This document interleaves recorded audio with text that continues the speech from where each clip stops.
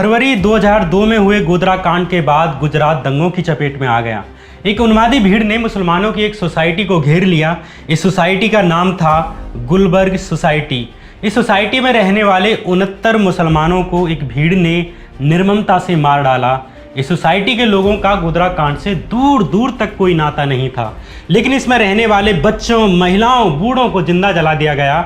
गुजरात में हुए इन दंगों में सरकारी आंकड़ों के अनुसार 1000 से अधिक लोग मारे गए। वहीं गैर सरकारी आंकड़े मानते हैं कि इस दौरान 3000 से अधिक लोग मारे गए।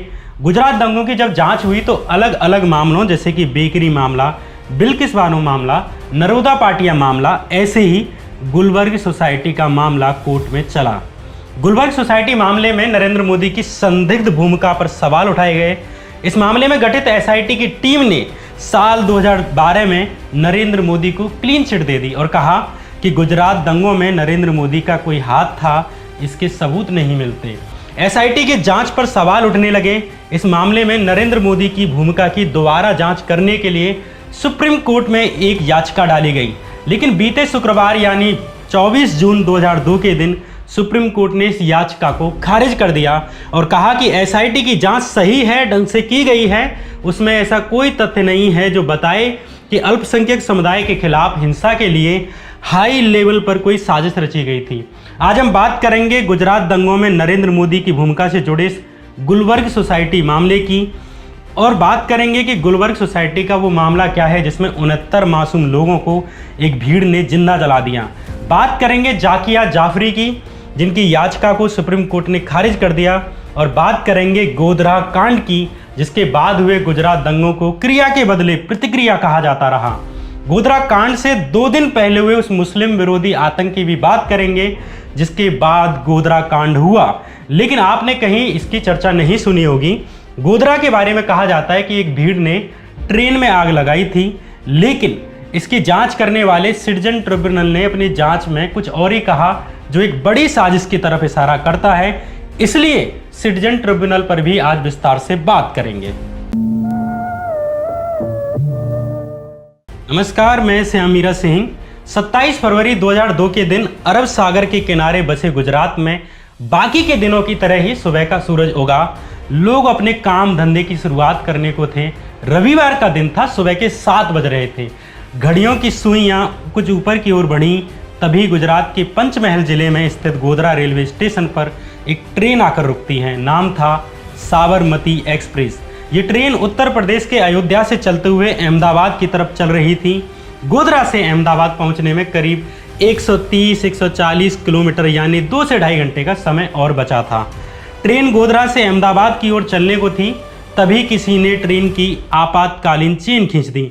पता चला कि एक भीड़ ने पहले ट्रेन की कुछ बोगियों पर पत्थरबाजी की और फिर साबरमती एक्सप्रेस की S6 बोगी में आग लगा दी। इस निर्मम हत्याकांड में 59 यानी 59 लोगों की जलकर मौत हो गई।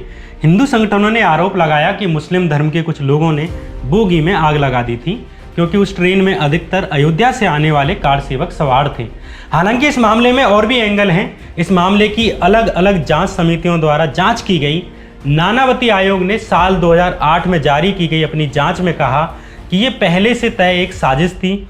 डिब्बों का जलना एक षड्यंत्र का हिस्सा था। ये समिति गुजरात सरकार के द्वारा गठित की गई थी और इसने उसी थ्योरी को सच माना जो कि गुजरात पुलिस ने बनाई थी।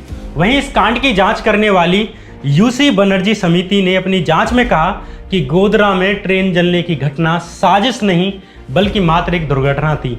इस समिति का गठन केंद्र की कांग्रेस सरकार द्वारा किया गया था।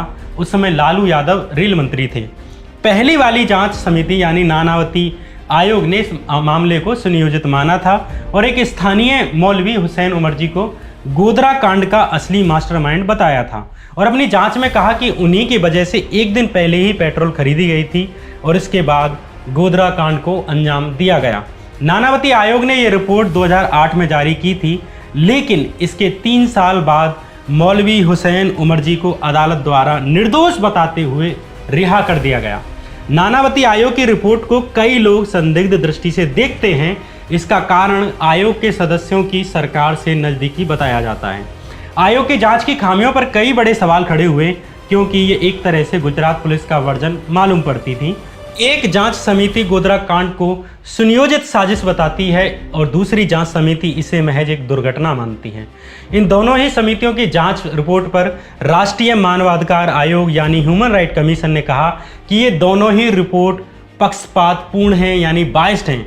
जांच आयोग के लिए यह उचित नहीं है कि वो पक्षपातपूर्ण रिपोर्ट पेश करें क्योंकि इसके दूरगामी परिणाम होते हैं।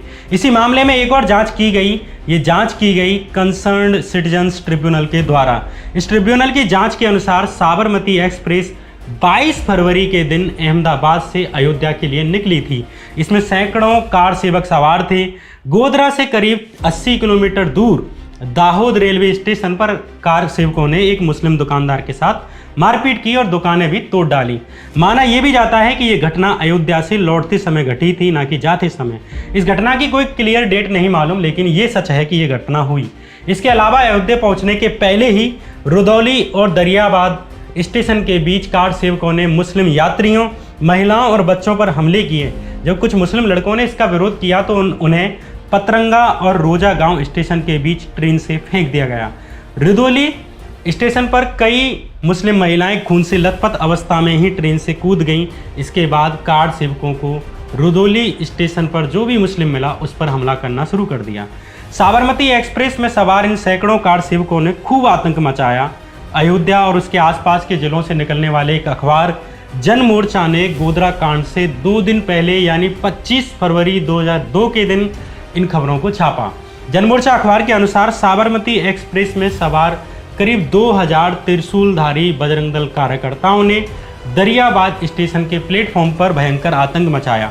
अखबार के अनुसार टाकिया खेरनपुर के रहने वाले अता मोहम्मद प्लेटफॉर्म पर एक ट्रेन का इंतजार कर रहे थे। कार सेवकों ने उन्हें बिना बात पीटा, कुछ को पकड़कर जबरन जय श्री राम के नारे लगवाए।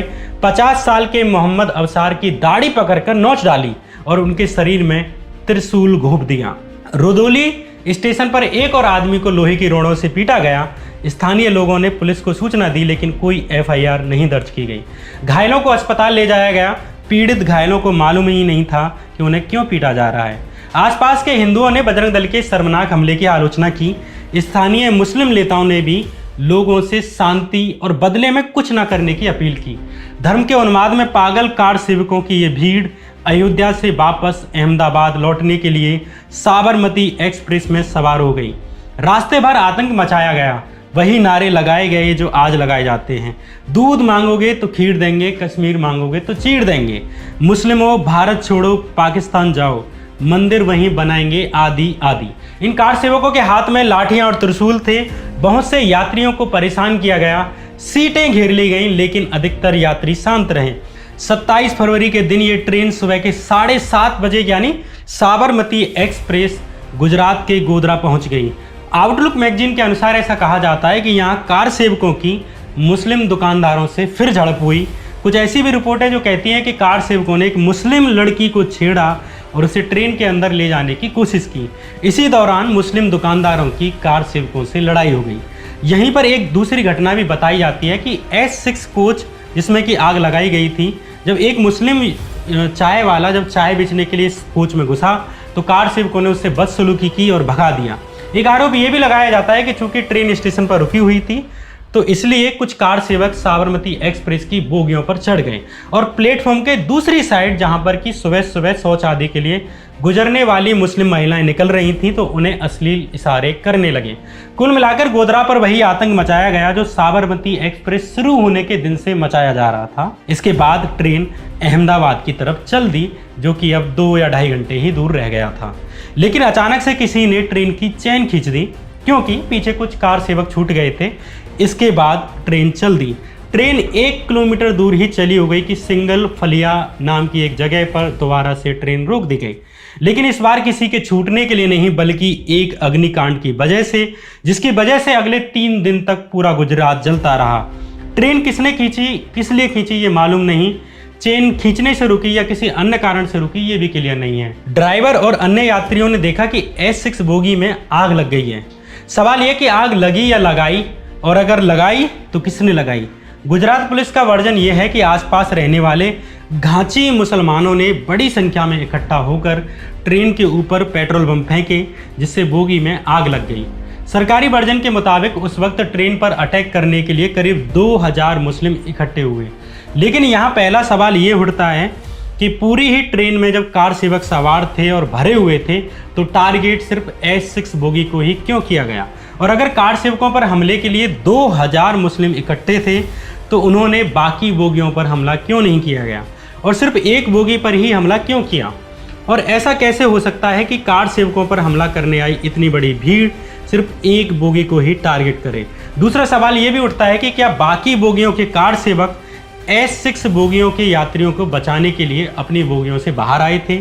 और अगर आए थे तो उनमें से कितनों पर उस भीड़ ने हमला किया तो कितनों पर किया, और नहीं किया तो क्यों नहीं किया? ये बड़ा सवाल है जिनके अभी तक उत्तर नहीं मिलते।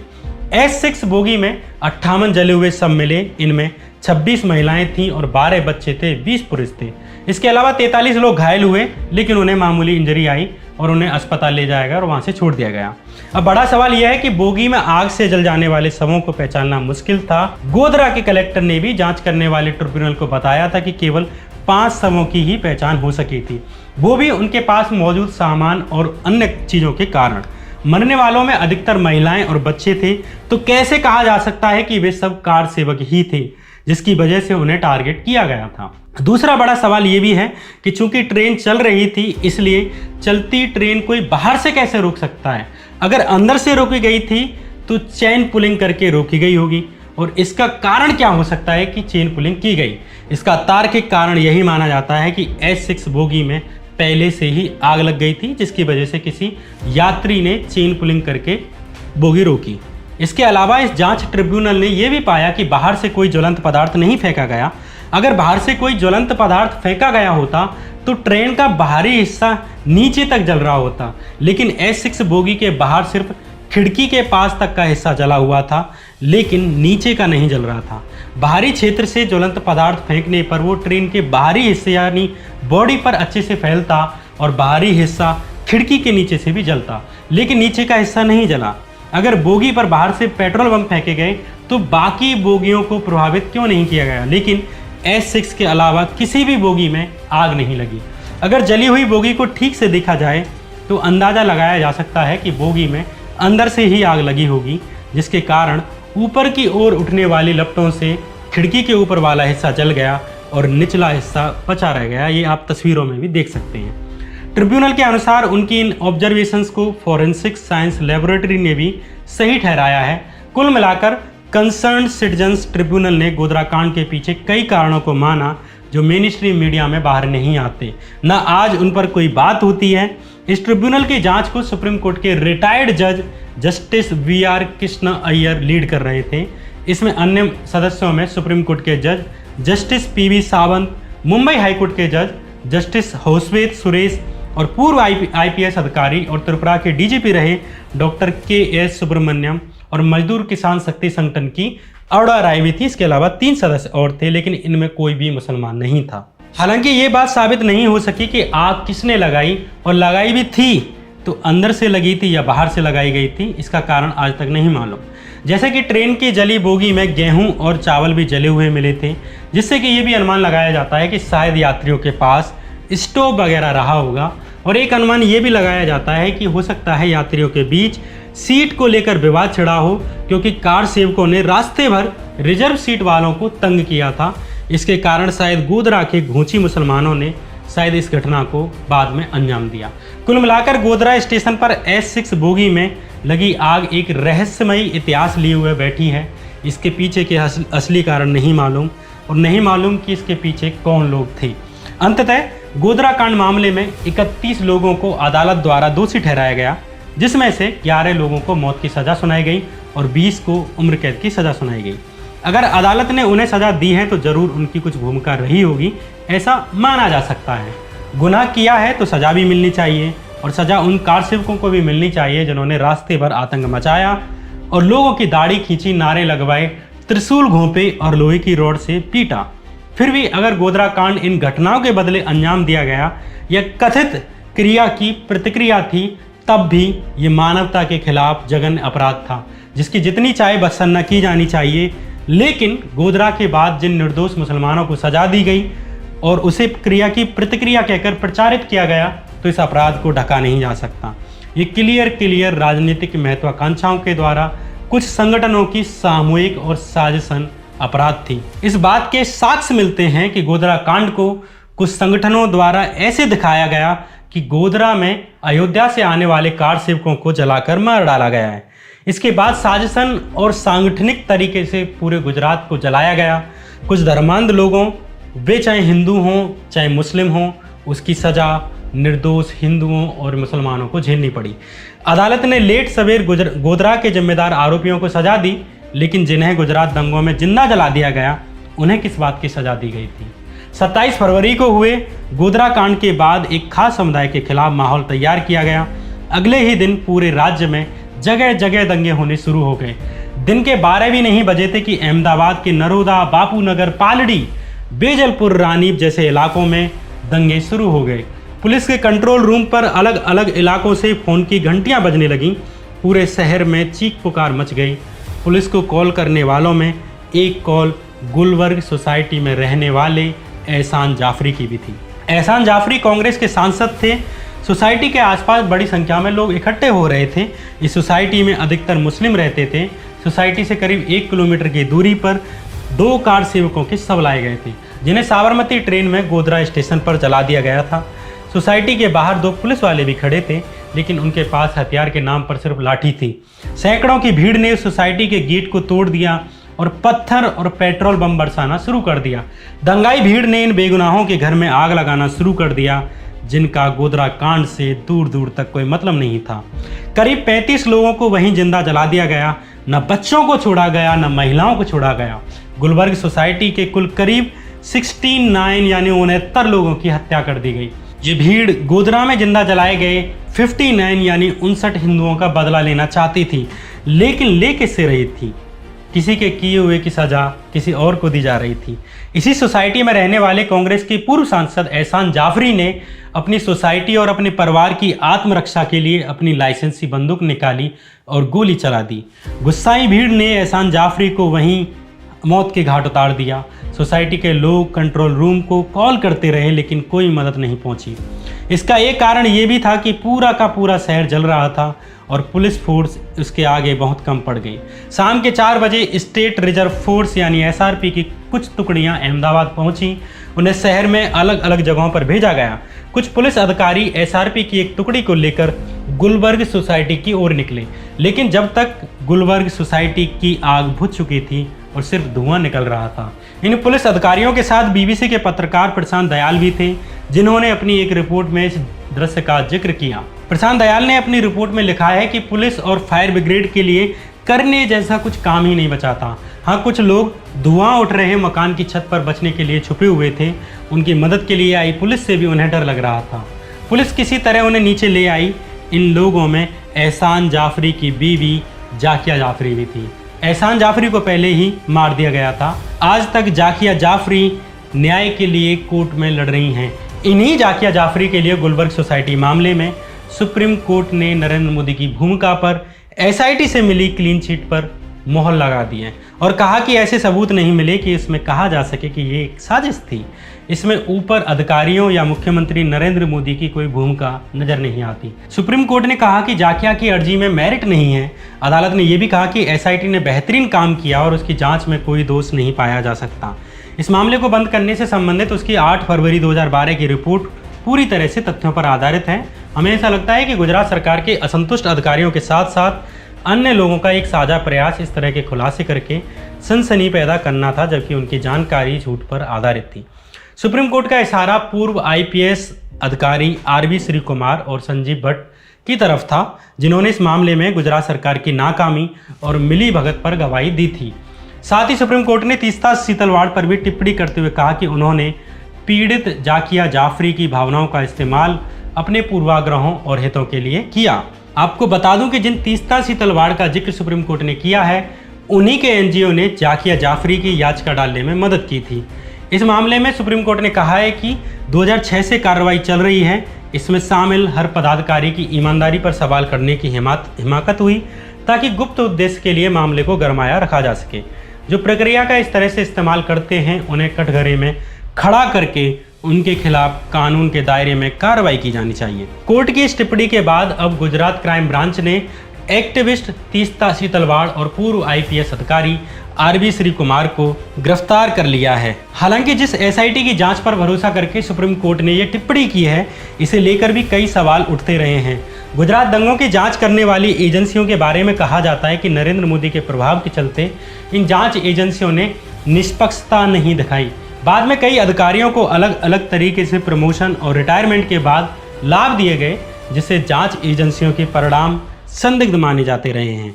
इस पर एक अलग वीडियो बनाऊंगा, लेकिन गोधरा कांड, उससे पहले की घटनाएं और गोधरा कांड के बाद की घटनाएं बताती हैं कि कुछ चरमपंथियों की वजह से आम हिंदुओं और आम मुसलमानों के घर उजड़ गए। धर्म की राजनीति के इस खेल को समझने की जरूरत है। इसमें कोई घटना क्रिया की प्रतिक्रिया के रूप में आखिरी नहीं है। आप क्रिया और प्रतिक्रिया में जाएंगे तो इस साइकिल का कोई अंत नहीं होगा। दंगों से बचा जा सकता था, रोका जा सकता था। इतने बड़े स्तर पर दंगे हुए तो इन्हें सवाल किए बिना छोड़ा नहीं जाना चाहिए। गोधरा मामले में अगर कोई दोषी था तो उसे कड़ी से कड़ी सजा मिलनी चाहिए थी। अगर वो एक साजिश थी तो खुलासा होना चाहिए था। अगर वो दुर्घटना थी तो पता चलना चाहिए था। जो कोई भी गोधरा कांड के लिए जिम्मेदार था, उन सबको सजा मिलनी चाहिए थी, लेकिन उन हजारों निर्दोष लोगों को नहीं, जिनका इससे कोई वास्ता नहीं था।